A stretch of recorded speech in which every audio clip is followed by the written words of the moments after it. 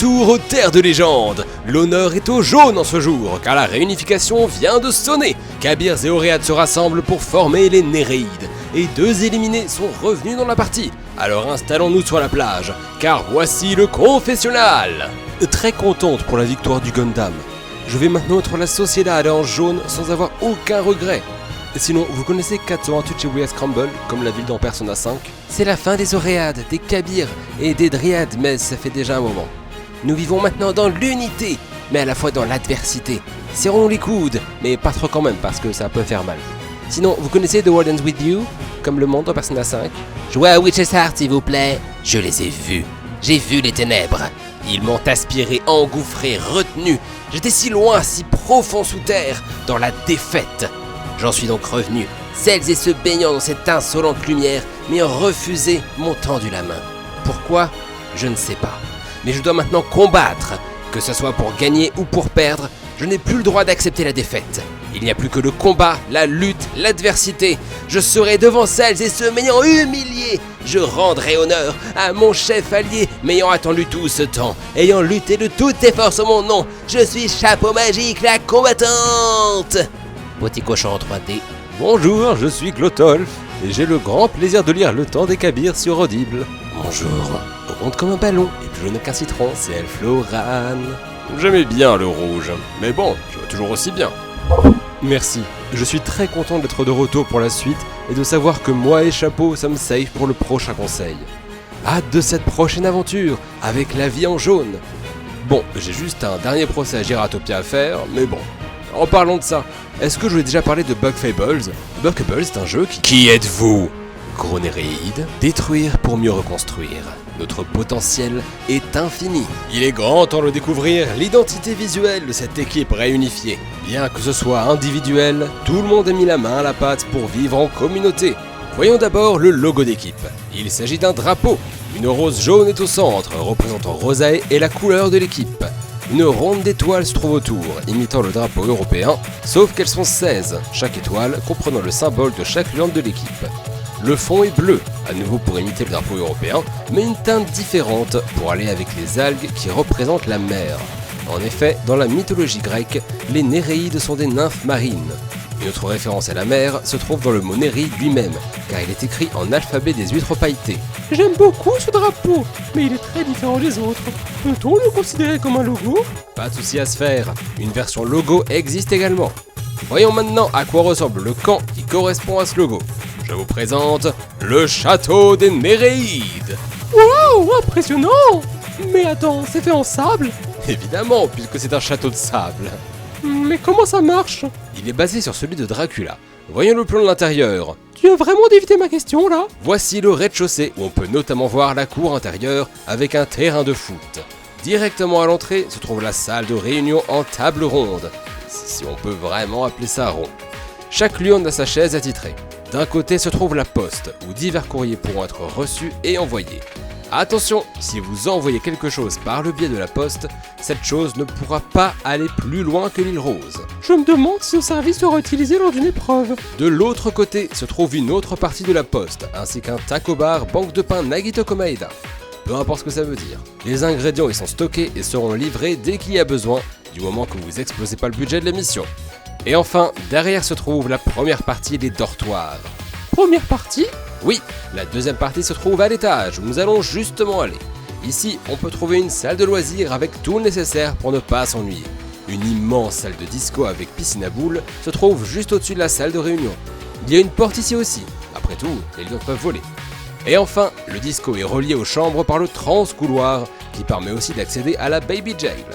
Eh bien, quel luxe ! Je rappelle que Luminaris possède un centre de vie avec tout le nécessaire et plus à l'intérieur. Comparé à ce à quoi les lions sont habitués, c'est de la survie. Et donc comment seront réparties les chambres ? On va s'y intéresser tout de suite. Chaque étage contient 8 chambres, donc de quoi loger tout le monde. Voici qui sera logé où et à quoi ça ressemblera. Commençons par le rez-de-chaussée. Au plus proche possible de la banque de pain, on retrouve Note. Je suis pas sûr de quel art martial elle est spécialiste, mais ça a l'air d'être du sérieux. Elle compte dormir à même le sol ? Oui, mais regarde bien. Ce n'est pas le sol, c'est un tatami, donc c'est toujours mieux. Juste à côté et également proche de la banque de pain, voici la chambre de soleil.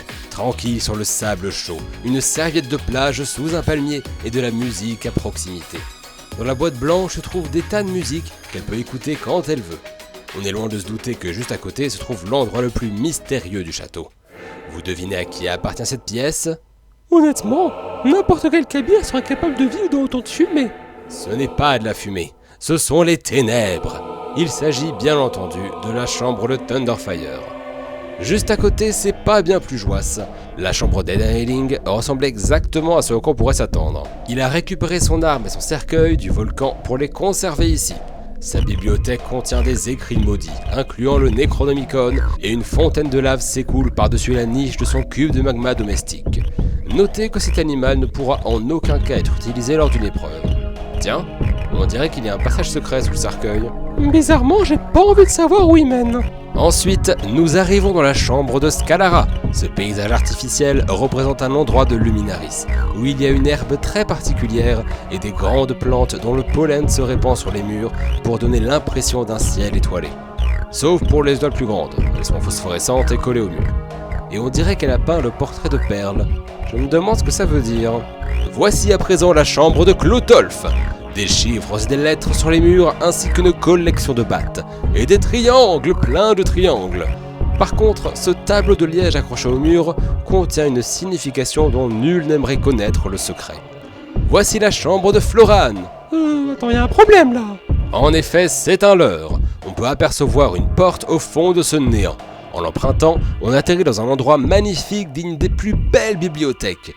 Elle a récupéré celle des Auréades dans son entièreté pour la ranger sur tous les murs.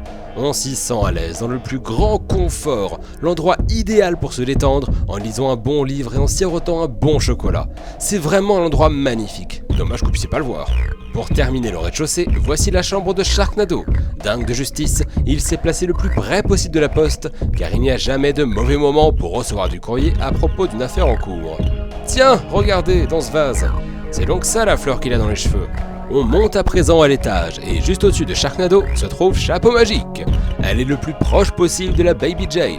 C'est très rose, très mignon et plein de petits chats partout. Et surtout, l'Union Européenne. Oh, regardez, c'est une photo de Cobalt. J'imagine qu'elle l'a prise lors du tout début de l'aventure. Voici la chambre de Magique.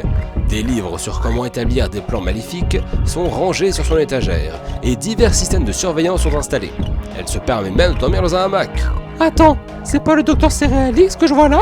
Si, elle a réussi à se trouver une Funko Pop à son effigie, va savoir. Voici la chambre de Freemecha. Comme vous pouvez s'y attendre, il y a un poster énorme de Persona 5. Mais regardez-moi ces damiers! C'est la chose la plus magnifique au monde! Je me demande ce que signifie ce qui est posé sur la table. Sans doute un message caché. Cette chambre sophistiquée, bien qu'extrêmement bleue, appartient à Siarkno.